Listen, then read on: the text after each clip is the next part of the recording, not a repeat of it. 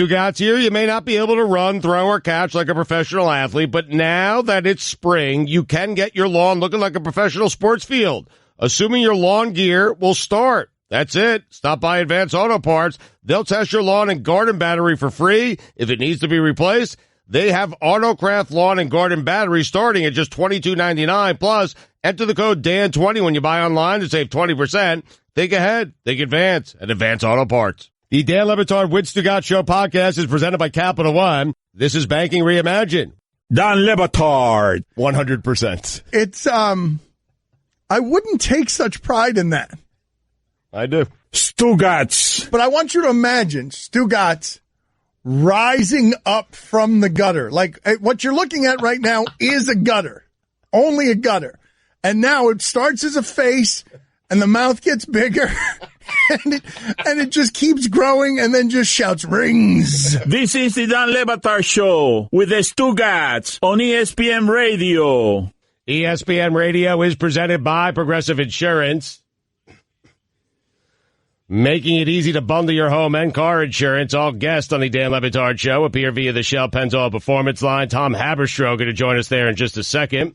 Here's your SportsCenter update. The NBA Board of Governors will hold a conference call with the Commissioner's Office today to discuss options in dealing with the coronavirus.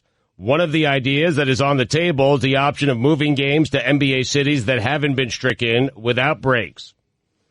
Brown center J.C. Tretter was elected NFL Players Association president by the Board of Player Representatives.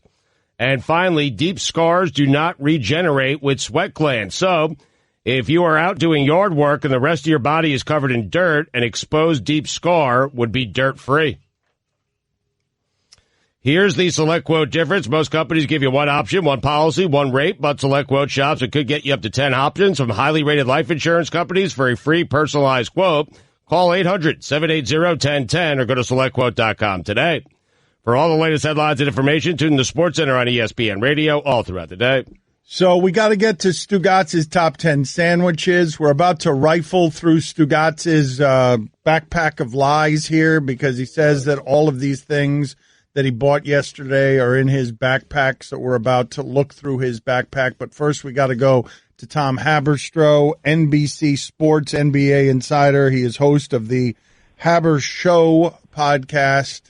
It's not the Haberstroh podcast. It's the Haber Show podcast. I don't get it, man. And we love talking to him about what the numbers are telling us. Thank you, Tom, for making time for us. Is the way that the Houston Rockets are playing small ball, is it the most inventive, efficient way that they can play with a flawed roster? I hated the deal for Russell Westbrook. Hated it at the time. I was saying that Damian Lillard in the playoffs and the rest of the NBA had gone and just wiped Russell Westbrook off the face of the NBA because I thought he was inefficient, the style of play that he does where he loves taking inefficient mid-range and three-point shots. It was from a bygone era. And then they go and they trade away all their 7-footers and decide, hey, you cannot stay in front of Russell Westbrook in one-on-one situations, and he's going to get to the rack every single time. So I was really wrong about that take this summer when they traded for Russell Westbrook because I was assuming that in order to play James Harden and Russell Westbrook, you had to have a guy who is going to anchor the paint, like Clint Capella, like a Steven Adams, like a Rudy Gobert. But they have tried this thing with Robert Covington and PJ Tucker being their big men, and it's working. And I love what they did because you need an efficient Russell Westbrook. Since that move, he's leading the NBA in points per game in the paint. And I think when you look at efficiency-wise, this is how you have to play with a Russell Westbrook. And it's also how you have to play with a guy like Ben Simmons. But unfortunately, they have all of these bigs, Tobias Harris, Joel Embiid, not a lot of shooters to space the floor. They can't do a 5-out system. But the Rockets are saying the status quo was not working.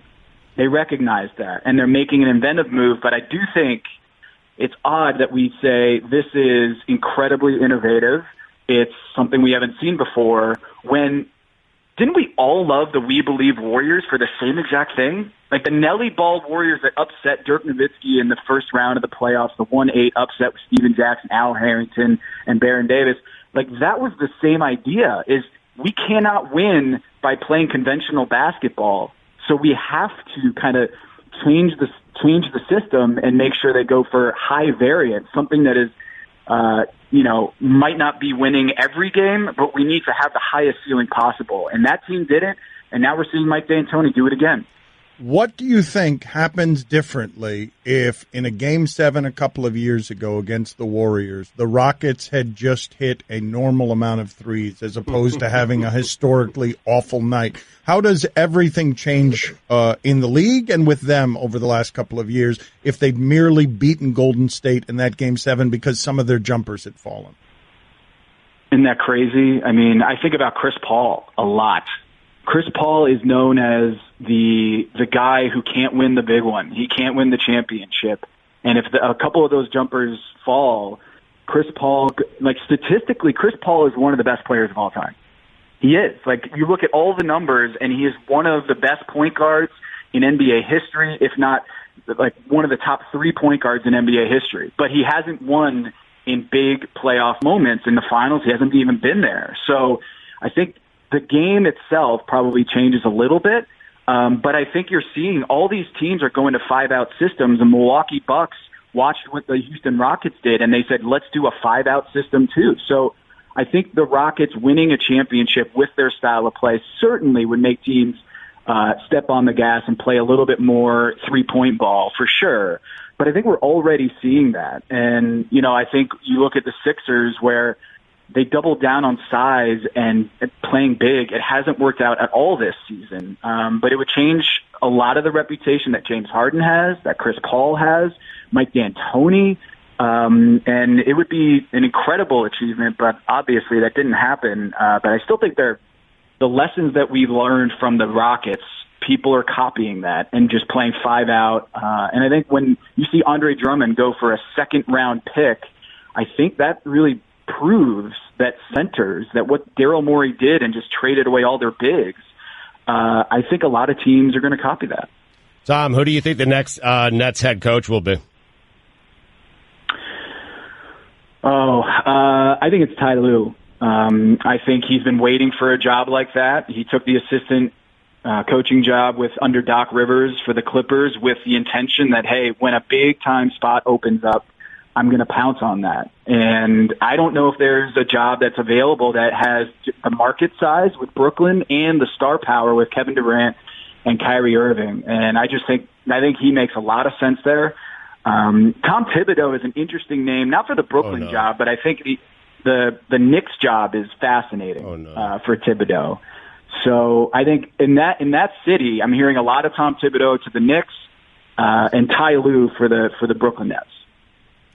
Tom Haberstroh with us, NBC Sports NBA Insider. He is host of the Haber Show podcast. You have now mentioned what I believe is still a 6 seed. We've talked about this 6 seed more than we've ever talked about a 6 seed. You mentioned a couple of times Simmons and Embiid. What's going to end up happening there? Wait, we've talked about the Sixers more than the Houston Rockets? Good point. Okay. Fair point. I feel it's about even. It's about a push. We've talked an awful lot about Embiid and Simmons. So what do you think is going to happen there? Man, my feeling is if those two guys are healthy, Ben Simmons and Joel Embiid are healthy, I have a tough time putting them above. I mean, I have a tough time putting any team above that Sixers team with those two guys healthy, outside of Milwaukee, outside of Boston. Like if they go head to head with Miami, like that's like a coin flip to me. With those two guys, Ben Simmons and Joel Embiid, it's close. They came to Kawhi Leonard, that last second shot, a few bounces away from upsetting Kawhi Leonard and the eventual champions. That doesn't mean that they can do that again, but the Boston Celtics here are looking at a first-round matchup against the 76ers in what I think a few months ago, people wouldn't be surprised if that was the Eastern Conference Finals. So, I think when you look at the fit of Al Horford, the whole point of getting Al Horford, and people mistake this, the whole point of getting Al Horford is to not have the entire team combust when Joel Embiid walks off the floor. Last postseason, it was ridiculous. Stuff that we haven't seen in NBA history. When Joel Embiid was off the floor, they were outscored by a bazillion points. And that was the season. That was the postseason. If he wasn't playing all 48 minutes, they could not play winning basketball. So Al Horford, when he's there, it is to make sure you plug that hole. Is whenever Joel Embiid leaves the court, for whatever reason, you have another a starter caliber center out on the floor. They just did not have that last year. Remains to be seen, whether they can get enough shooting. But right now, if those two guys aren't healthy, I think they're a first round out. Do the Lakers, any game they play, ever not have two of the best three players on the court? I don't think Anthony Davis is there in my book. I would have James Harden in that. I would have, I might even have Luka above Anthony Davis right now. Luka is like single-handedly. No, teammates. I'm talking about combos. Two of the best three players. That does anyone have two players better than the two the Lakers have? No. I mean, LeBron James and Anthony Davis are probably the best. Then you have, of course, Kawhi Leonard and Paul George. James Harden and Russell Westbrook are probably third in my book. But look, I think the LeBron James MVP case, I think it's overstated. I think we're forcing it. I think we're coming to the end of the season, so we need something to talk about. But to me, it's Giannis all the way. And LeBron has been incredible. Year 17, hashtag Wash King, all that stuff is really cool. But it shouldn't affect the MVP race. And I think when you look at Anthony Davis, he's been great. But in today's NBA, I think what you need to have is a guy who can get the ball and dominate the ball all the time. Because look at Dallas Mavericks. They have the number one offense in the NBA by a huge margin, and the ball is just in Luka Doncic's hands the entire time. I don't know if bigs have quite the same impact as they used to in different rules in this era, but still Anthony Davis is good enough that I would put him and LeBron James as the top two guys. Top two teammates in the NBA. Are you with Legler? I'm sorry, excuse me. Are you with Legler? I'm just going to interrupt you on that doesn't mean because I need to, we're out of time here. Are you with Legler on the idea that you take Luka over Zion by a good amount for the next 10 years? A good amount. I think that's pushing it, but I would definitely take Luka Doncic. I mean, you look at the injury risk profile of Zion Williamson. We haven't seen anything like that at that size with the knee issues coming into the league. I'm not alone in that. People around the league are worried about Zion's long-term health. The actual ability to play basketball, it's probably a toss-up. But in terms of profiling his injury risk going forward, it's less of a good bet when you're talking about Zion versus Luka. Tom, we'll talk to you. Thank you. Always appreciate the insight. NBC Sports NBA insider, host of the Haber Show podcast. We appreciate the time, sir. Thanks, fellas. Stugotz's top 10 sandwiches next. Don Le Batard. Well, Charlie had this. Charlie, as far as I know, so just Charlie's title in my. Are you going to say anything? Stugotz. How familiar were you at the time with Chewbacca? Like how your upbringing had how much Chewbacca in it? This is the Don Le Batard Show with the Stugotz on ESPN Radio. If you missed any of our interviews, check them out on demand in the Dan Le Batard Show podcast brought to you by Capital One. With Capital One, you can open a new checking or savings account with no fees or minimums. Welcome to Banking Reimagined. Capital One. What's in your wallet? Approval required. Capital One N.A. member FDIC. Dan, it's time for Straight Talk. It is brought to you by Straight Talk Wireless. Happy 41st birthday to Elton Brand. Happy birthday to him. I don't care. Good luck. Is he younger than Vince Carter? Elton Brand, it feels like the Sixers general manager. When I tell you he is 41 years old, I think that is younger than Vince Carter. But we saw the game physically of Elton Brand. It feels like Elton Brand has been out of the sport for 10 years. Vince is 43 years old. Vinsanity. Brand, not a great year. No. No, terrible contracts dished out. Tobias Harris, you shouldn't be paying him that kind of money.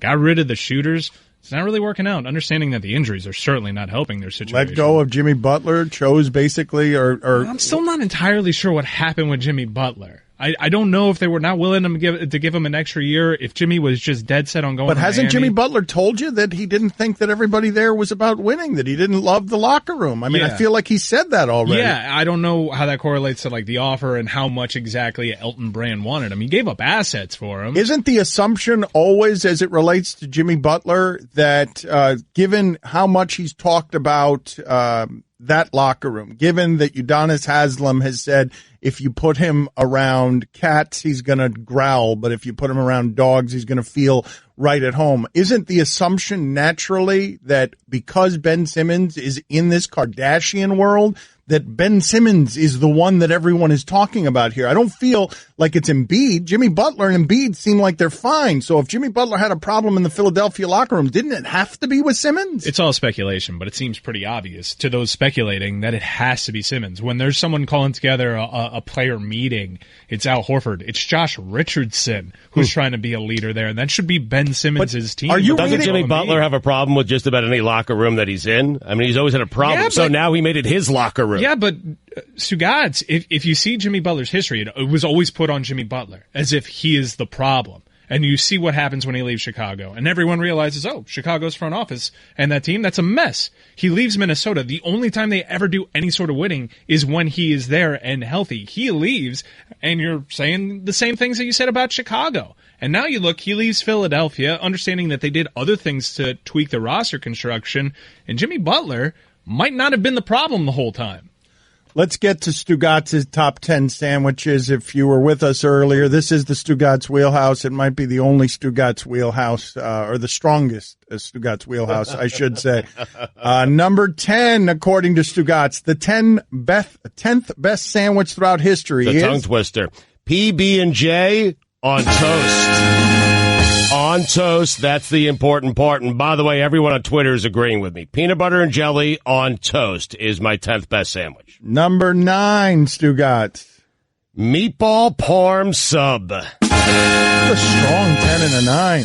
You I like thought that? both of those would be higher. Why Skeptical Billy? I know what number one is. I think we all have my do. own list. I think we all know. We can I all don't think any of you know what number one is, to be honest. I'm surprised that That's what you meatball order every parm week. was so low on this list. Well, all right. Let's on the count of 3, or 3, 2, 1. Let's all say at the same time what we think number 1 Does is. he have it written down, or is he going to switch this up on I us? have it written down. Okay. All right. Okay. 3, 2, 1. Chicken parm. Okay, we all feel like we know. Number 8, Stugotz. A cheesesteak. Wow. Number 7, Stugotz. BLT. Pretty good list so far. Number 6. Turkey roast beef sub. Very high. Very high. Number 5. Have you tried it from Publix? Number 5. Well, the public sub in general is a wonder. Number 5. Tuna on toast with Ruffles potato chips. That's better than a cheesesteak? It is. Have you tried lost it? your mind? Oh yeah, put the In the sandwich. Put the chips on the tuna, crunch it up with the toast. Little texture. Oh, it's unbelievable. Quite frankly, I was thinking about putting it at number 1, but it's at number 5. I'm offended. Number 4. Number 4, according to Stugotz. Billy, in fact, I wrote it in at number 2, and then I had to push it down. Number 4 is the Turkey Club. I like toast, man. Number 3. The patty melt. Number 2. Grilled cheese, tomato, bacon. Side of fries. And so we already know the number 1, right? Nah. Number 1. Chicken cutlet, not chicken parm. Chicken cutlet, melted cheese, cheddar cheese, lettuce, mayonnaise, salt, pepper, light on the lettuce. What's the sauce? How about that? No sauce? Yeah, It's mayonnaise. how about that sauce? It's mayo. Where'd the chicken parm go? Chicken parm. I like chicken parm as a dish, not as a sandwich. We've done this before where you chose that. We've done the sandwich That topics was then. before. This is now. I mean, Don Lebatard. You want to make something smart really dumb? I give you Stugotz. Stugotz. you love sandwiches, huh? This is the Don Lebatard Show with the Stugotz on ESPN Radio. ESPN Radio is presented by Progressive Insurance. All guests on the Dan Le Batard Show appear via the Shell Pennzoil Performance Line. Here's your Sports Center update. The NBA Board of Governors will hold a conference call with the Commissioner's Office today to discuss options in dealing with the coronavirus. One of the ideas that is on the table is the option of moving games to NBA cities that haven't been stricken with outbreaks. Brown center J.C. Tretter was elected NFL Players Association president by the Board of Player Representatives. And finally, according to Neil deGrasse Tyson, there are 118 known elements in the periodic table. The last time the Knicks won an NBA title, there were only 105. I hate them. I love Neil. But God, do I hate them. Where do you need a Blink security camera? On your porch to help protect deliveries? Helping keep your family safe when you travel. Alerting you when the kids get home from school. Where do you need Blink security cameras? Visit blinkprotect.com/Dan. For all the latest headlines and information, tune in to Sports Center on ESPN Radio all throughout the day. When you talk about cities without the coronavirus, it has to be cities that don't have many tourists, right? So are we going to have like NBA games played in some remote part of Alaska or the middle of the country? Like everyone's going to be flying into some podunk town that doesn't have anyone flying in from the West? No, even in his update, specifically NBA cities without it. Unless there's breaking news on this front, Miami-Dade County doesn't have a recorded positive test result just yet. So Miami would qualify, I guess. But Broward does, so stands to reason that we'll have something in Dade County soon, right?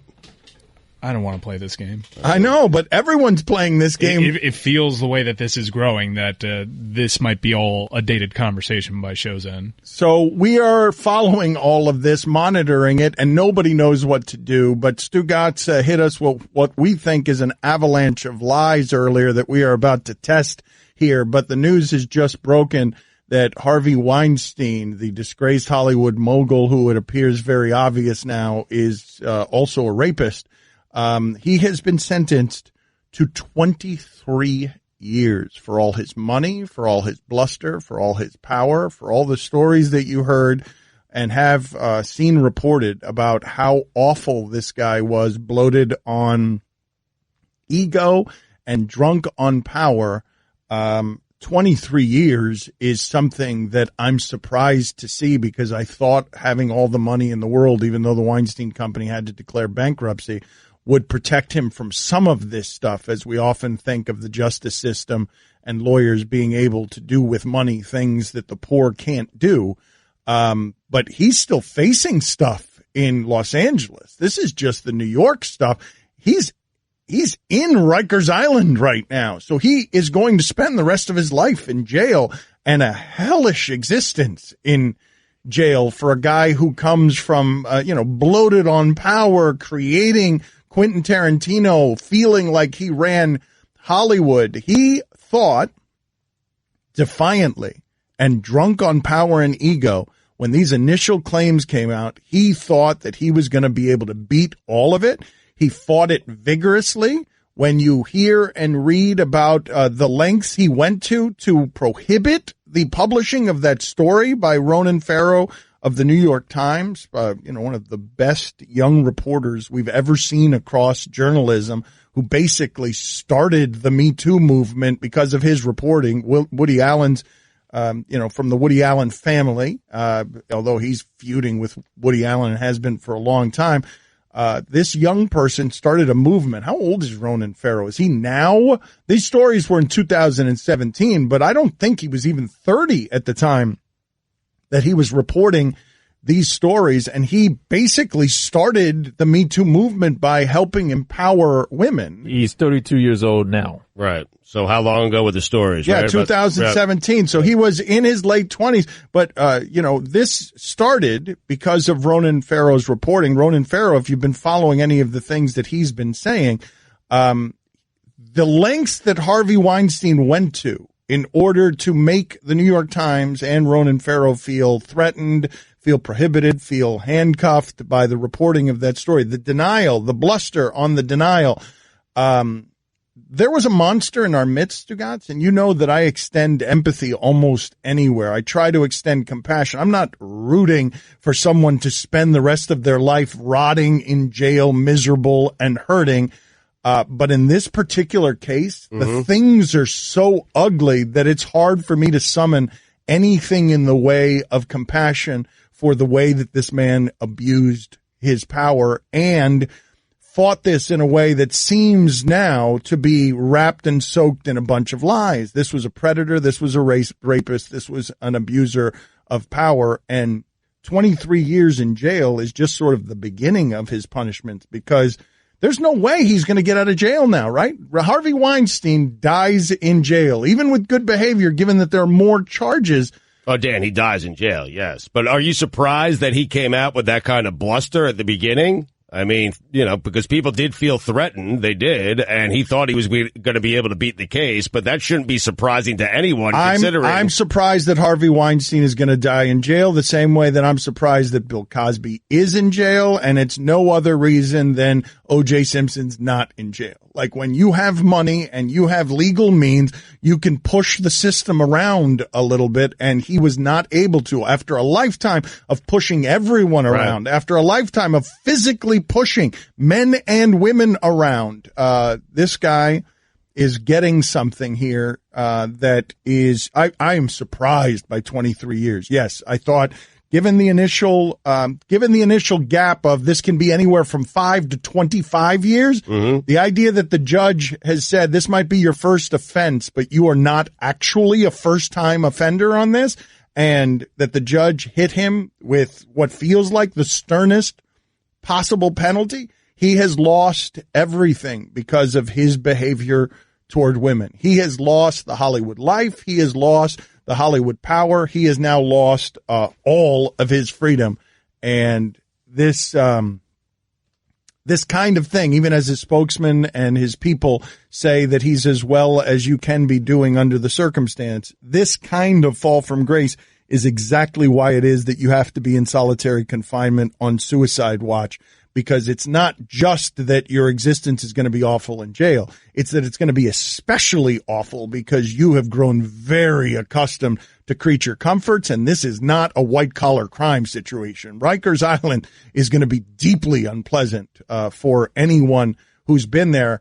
Jason Williams told us on that South Beach session, he gave us some of the details on what his experiences were like at Rikers Island. This is a 6'10" dude who is, physically strong. And he was saying that as soon as he got there, the awful stuff started happening. Like, the moment that he's arriving and being introduced to others, there was awful, awful stuff. So I'm guessing that many of you are made happy by today's news that the rest of Harvey Weinstein's life is going to be a misery. Made happy and probably want him in general population in Rikers Island. I'm guessing most people would want that. They would want him to have to suffer that fate. Yes. I'm not normally that person on just about anybody. You heard me say here on the air that I winced at Saddam Hussein walking through the gallows toward his death, because that's terrifying for anybody, whether they deserve it or not. And obviously, if anyone deserved it, Saddam Hussein is pretty high on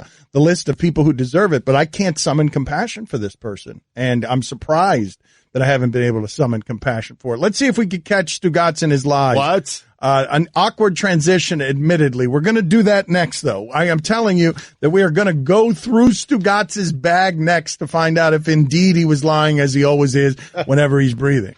Stugotz here. People do amazing things every day, so it makes no sense that they shouldn't feel confident about doing their taxes. TurboTax believes that with the right tools and encouragement, people could do anything, even taxes. And with TurboTax Live, you even have access to CPAs and EAs on demand who are available to answer your questions or to give advice on how to file, even on nights and weekends. So you can do your taxes with ease and confidence and never feel stuck or alone during the tax process. You can also rest assured that you'll get your best possible outcome, which means you can file your taxes quickly and easily and get back to all those amazing things people do every day. TurboTax. All people are tax people. Don Le Batard. Let's monitor my tone in this segment as I continue to get irritated by the unrelenting waves of stupidity that lap upon my shores. Stugotz. Sorry. This is the Don Le Batard Show with the Stugotz on ESPN Radio. It's college basketball season, and that means the Wendy's Wooden Watch is on. Go to ESPN.com and search Wooden Watch for the list of players on the Wooden Award 2019-2020 men's and women's national ballot. Keep an eye out for Oregon guard Sabrina Ionescu. Last season's Wooden Award winner leads all of women's D1 college basketball in assists per game with 9.1. The Wooden Watch is brought to you by Wendy's, proud sponsor of the 2020 John R. Wooden Men's and Women's Player of the Year. Mick Foley going to join us here in about 45 minutes, and we will get to uncovering what we believe to be Stugotz's avalanche of lies in a second. But speaking of lies, here's the quote from, this is Harvey Weinstein's attorney after the New York Times expose that started all of this came out. Charles Harder said, quote, "The New York Times published today a story that is saturated with false and defamatory statements about Harvey Weinstein." This is something he sent in an email to the Hollywood Reporter. "It relies on mostly hearsay accounts and a faulty report apparently stolen from an employee personnel file, which has been debunked by 9 different eyewitnesses. We sent the Times the facts and evidence, but they ignored it and rushed to publish. We are preparing the lawsuit now. All proceeds will be donated to women's organizations." Not exactly apples to apples, Stugotz, those two lies. But you lied regardless. Okay. They are not apples to apples, but Harvey Weinstein has gotten 23 years in prison, and the news has just broken here. And when you read about the details of how Ronan Farrow was threatened, and even the previous media organization that he worked with didn't seem to have the stomach for doing what Ronan Farrow was doing with his reporting. So he had to go elsewhere in order to get that story published. That's where, I mean, that is a sea change in America. Everything you see happening now with the strength of women and women finding a voice in the reaching for equality, everything you see publicly in terms of pressure, marches, women demanding equality and having the strength of voice to demand equality, it begins there. Like, it's not that long ago, but it begins with that report and Ronan Farrow's bravery in being able to, and obviously the bravery of the women to go public with that information and go after a power source that clearly was a bully and would use that power in ways that are sexually offensive and just generally offensive. But speaking of generally offensive, and again, it's not apples to apples. It's not at all. I appreciate it, guys. Thanks. Stugotz told an avalanche of lies, or what we believe to be an avalanche of lies, earlier in the show. How do we cover exactly what all the lies were, guys? Because he said it was a CVS or a Walgreens. He is a hypochondriac. He will absolutely overreact to any sort of pain or fear that he has. So he's gone back and forth between CVS and Walgreens. The manager was his friend and then became someone who he may or may not have bribed. Mm-hmm. He doesn't want to give his name, not because he doesn't know it, but for his own protection. Right. Not naming names, not naming stores. Exactly. He's not doing it. He did name stores. He also happened to be there because timing's everything in life, Dano, but then also had the guy tip him off because he bribed him. And in the latest break, which everybody else isn't privy to, but we got, apparently he was there for a prescription.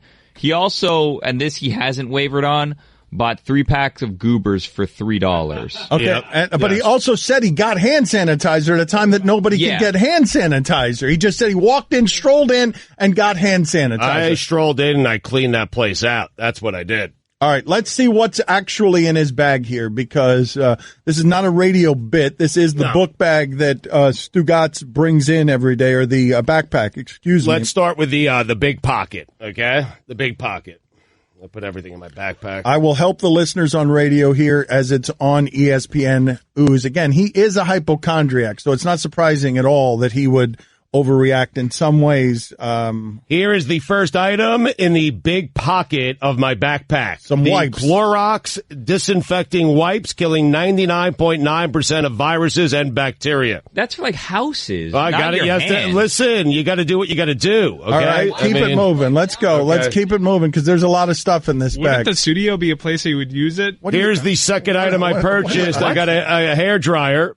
I mean, listen, you never know. We don't know how long we're going to be inside, and so I figured I needed a hair dryer. Hair dryer. All right. Keep it moving, Stugotz. And bacteria cannot live in the heat, in case you didn't know, Dan. So a little hair dryer to blow it away. The bacteria in your hair. Okay, very good. Oh, I picked up some Got To Be mesmerizing. If your hair is messy, this will make it less messy. I got some of that. Can you show us the stuff that has to do with you trying to disinfect yourself? Hairspray. Let's keep it moving, Stugotz, please. Okay, hold on a second. Here is the Sudafed I purchased. Got some Sudafed, little Sudie. Not one of the in-demand. Yeah. A little Sudie. Yeah.